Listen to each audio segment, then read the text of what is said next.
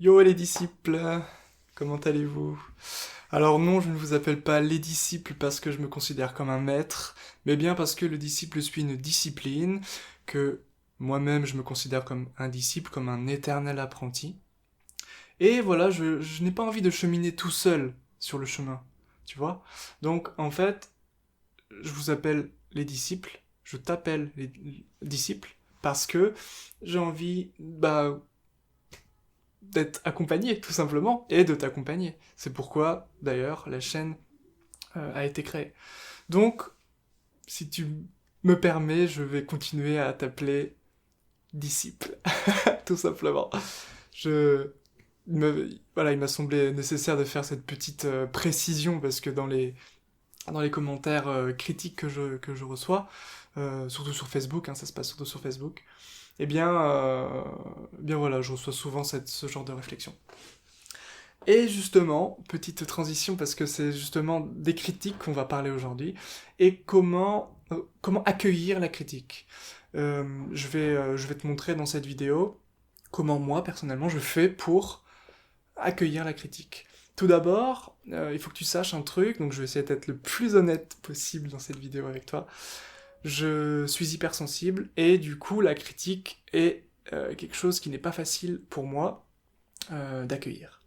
Donc en fait, ce qui se passe, c'est que je reçois la critique, donc je reçois une information, et il se passe quelque chose en moi, donc une émotion surgit. À partir de cette émotion, eh bien, j'ai deux choix. Soit je réagis, soit j'agis, tout simplement. La différence, c'est que la réaction se fait à partir de cette émotion, et l'émotion, elle vient d'une blessure. Et c'est comme ça, en fait, qu'on reconnaît une réaction. C'est que elle est toujours néfaste parce qu'elle vient toujours d'une blessure. Elle vient en fait de ce qu'on appelle l'ego, en fait. Donc voilà, on a la réaction et l'action.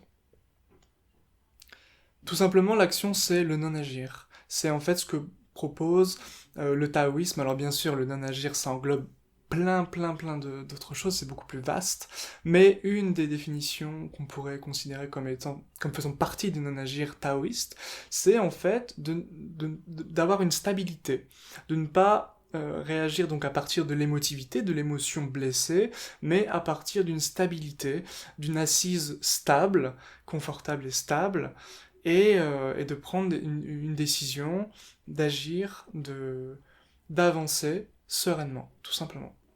Alors bien sûr, on va opter pour cette deuxième option qui est l'action. Et en fait, ce qui se passe, c'est que comment on y parvient à ne pas réagir. Eh bien, évidemment, toutes les pratiques peuvent aider, les pratiques qui amènent une équanimité, c'est-à-dire un équilibre des émotions, des sentiments. Et bien sûr, comme des techniques respiratoires, Nadi Shodhana, où ça équilibre les deux hémisphères du cerveau, par exemple. Ça, c'est très efficace. Mais ça ne va pas résoudre la solution. En fait, ce qui va, dans un premier temps, atténuer et pas résoudre, mais vraiment te permettre d'accueillir, ça va être de te connecter à la personne qui t'a critiqué, en fait. Alors, comment tu vas essayer de te connecter? Tout d'abord, moi, je parle en mon nom, tout d'abord, je considère qu'une personne qui m'a critiqué n'a pas été nourrie, son besoin n'a pas été nourri, en fait. Donc, je vais me dire du coup quel besoin n'a pas été nourri, et je vais essayer de comprendre quel besoin et de me connecter à ce besoin non nourri. Mais plutôt que de me connecter à son besoin qui n'a pas été nourri, parce que le besoin c'est un manque, c'est pas très sexy, alors que l'intention, l'aspiration, c'est beaucoup plus beau je trouve. Donc je vais vraiment plutôt me connecter à cette aspiration, à cette intention primaire. Et lorsque je vois qu'effectivement, ces personnes qui m'ont fait une critique par rapport à mes vidéos sur le yoga tantrique, euh, bien, leur intention c'était le respect des traditions parce qu'elles trouvent très certainement la tradition tantrique merveilleuse, et elle l'est. Et du coup, eh bien là, ça me permet effectivement de me mettre en lien avec leur, pour le coup, leur réaction, en fait, leur critique. Alors ce qui est marrant, c'est que c'est un peu un revers de la médaille, parce que personnellement, je suis très attaché à la poésie. J'ai lu des textes d'à peu près tous les pays en fait du monde, des maîtres, j'ai étudié les règles, j'ai lu des traités de poétique, etc. Donc j'ai quand même un certain attachement aux règles poétiques, et je me suis comme ça identifié en fait à la poésie, et aux règles et aux maîtres, et du coup à suivre leur cheminement, etc. Et quand je lis des textes sur Facebook, des textes sur des sites de poésie donc contemporains, je, je suis à leur place en fait. C'est-à-dire que je me mets à critiquer parce que mon intention n'a pas été nourrie, donc mon besoin n'a pas été nourri, et mon besoin de beauté, de respect des traditions, etc. Donc je comprends tout à fait les gens qui me critiquent, parce que souvent on est blessé par une action, mais cette action on l'a fait nous-mêmes à quelqu'un d'autre.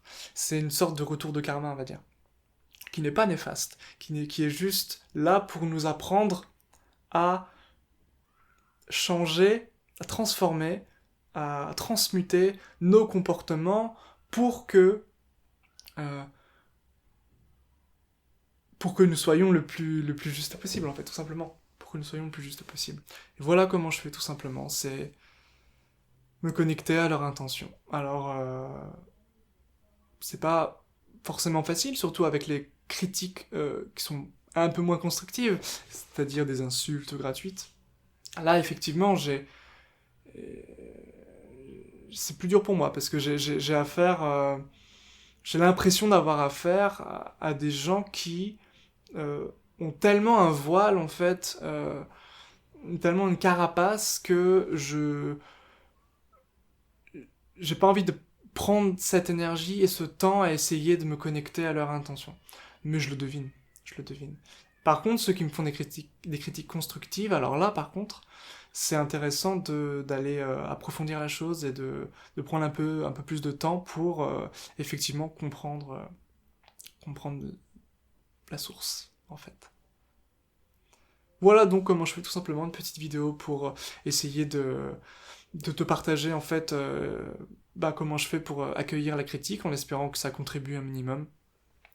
Voilà. Et n'hésite pas à me le dire en commentaire, ou à t'abonner si le contenu de mes vidéos te plaît.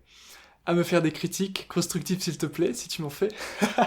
Et voilà, tout simplement, petit partage. Prends soin de toi. Ciao.